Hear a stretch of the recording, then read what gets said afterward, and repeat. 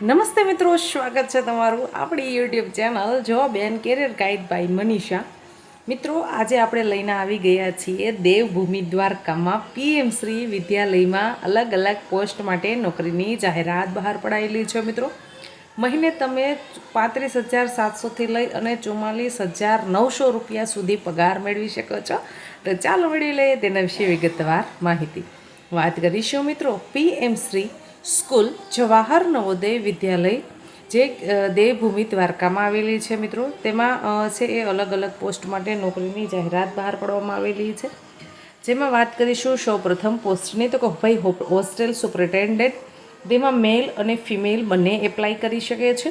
મહિને તમને 35,700 રૂપિયા પગાર ચૂકવવામાં આવશે. 2 જગ્યા ખાલી છે. શૈક્ષણિક લાયકાતની વાત કરવામાં આવે તો જે લોકોએ બીએડ કરેલું છે તે લોકો એપ્લાય કરી શકે છે. તમારા પાસે 2 વર્ષનો ટીચિંગ ફિલ્ડને લગતો એક્સપિરિયન્સ હોવો જોઈએ. મિત્રો, તમે છે એ 35 વર્ષથી તમારી ઉંમર ઓછી નહીં અને 62 વર્ષથી વધારે તમારી ઉંમર ના હોવી જોઈએ. હવે મિત્રો, તમારા પાસે એક્સપિરિયન્સ તો 2 વર્ષનો હોવો જ જોઈએ, પણ સાથોસાથ તમારો પગાર છે એ 21,700 રૂપિયા મહિને હોવો જોઈએ. જો આટલો પગાર છે તો તમે એપ્લાય કરી શકશો, અથવા તો 7મા પગાર પંચ મુજબ તમારો પગાર હોવો જોઈએ. મિત્રો, આ બાબત ખાસ તમે યાદ રાખી લેજો. તમારા પાસે એક્સપિરિયન્સની સાથોસાથ જે આપણને પગાર જણાયેલો છે એ પગાર પણ હોવો ફરજિયાત છે. આ થઈ હોસ્ટેલ સુપરિન્ટેન્ડન્ટની જગ્યા માટેની વાત. ત્યારબાદ આપણે વાત કરીશું કાઉન્સેલર. કાઉન્સેલરની 1 જગ્યા ખાલી છે. મહિને તમને 44,900 રૂપિયા મિત્રો પગાર ચૂકવવામાં આવશે. એટલે કે 45,000ની આસપાસ તમને પગાર ચૂકવવામાં આવશે. મિત્રો, ખૂબ સારો પગાર કહી શકાય. હવે મિત્રો, આપણે તેની શૈક્ષણિક લાયકાતની વાત કરીએ તો ભાઈ એના અંદર છે ને જે ફિમેલ કાઉન્સેલર છે એ જ એપ્લાય કરી શકશે. ફિમેલ કાઉન્સેલર સિવાય કોઈ એપ્લાય કરી શકશે નહીં. આ વસ્તુ તમે ખાસ યાદ રાખી લેજો. હવે કાઉન્સેલર માટે શું શૈક્ષણિક લાયકાત માંગેલી છે?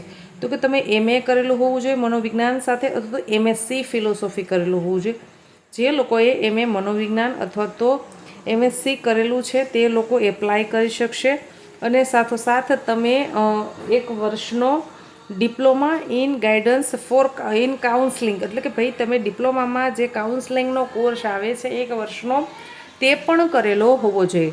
જો આ શૈક્ષણિક લાયકાત તમે ધરાવો છો તો તમે એપ્લાય કરી શકો છો. તમારા પાસે કાઉન્સલિંગનો એક્સપિરિયન્સ પણ હોવું ફરજિયાત છે. તમારી ઉંમર 1/9/2025ની તારીખે મિત્રો 25 વર્ષથી ઓછી નહીં અને 28 વર્ષથી ઓછી નહીં અને 50 વર્ષથી વધુ ન હોવી જોઈએ. મિત્રો, આ રીતેનો ઉંમરનો આપણને ક્રાઇટેરિયા આપેલો છે. ત્યારબાદ છે મિત્રો એક મેટરની 1 જગ્યા ખાલી છે. મિત્રો, તેમાં 10 પાસ માંગેલું છે, 10 પાસ 12 પાસ માંગેલું છે. જો તમે 10 કે 12 ભણેલા છો તો તમે એપ્લાય કરી શકો છો. મિત્રો, તમારી ઉંમર છે એ 35 વર્ષથી ઓછી ના હોવી જોઈએ. મિત્રો, તમારે છે એ આમાં 1 જગ્યા ખાલી છે. હવે તમારે આના માટે મિત્રો ડાયરેક્ટ ઓપન ઇન્ટરવ્યૂ રાખેલું છે. તમે ડાયરેક્ટ ઇન્ટરવ્યૂ આપી અને નોકરી મેળવી શકો છો. મિત્રો, તો કેટલી તારીખે ઇન્ટરવ્યૂ છે તેની વાત કરીએ તો કે ભાઈ 14/9/2025, એટલે કે ભાઈ 14 તારીખે ઇન્ટરવ્યૂ છે. સવારે 10 કલાકે રજિસ્ટ્રેશન શરૂ થઈ જશે. એટલે તમે છે એ ઇન્ટરવ્યૂ આપવા માટે જજો. મિત્રો, ખૂબ સારા પગારની નોકરી કહી શકાય. ગુજરાતના મોસ્ટ ઓફ ઘણા બધા જિલ્લાઓમાં પીએમ શ્રી વિદ્યાલય દ્વારા ખૂબ સારા પગારની નોકરીની જાહેરાત બહાર પડાયેલી છે. મિત્રો, તેમાંની આ દેવભૂમિ દ્વારકામાં આ જગ્યા આવી છે. એટલે તમે છે એમાં ઇન્ટરવ્યૂ આપી આવજો. હવે એડ્રેસ મિત્રો હું આપને જણાવી દઉં છું.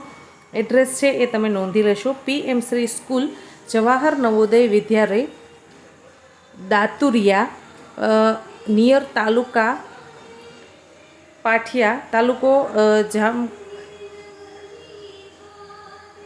જામ કલ્યાણપુર,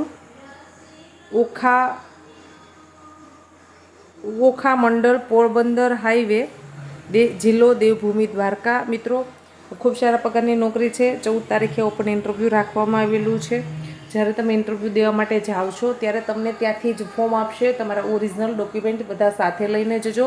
સાથોસાથ બધા જ ડોક્યુમેન્ટ્સની એક ઝેરોક્ષ કોપી કરાવી લેજો.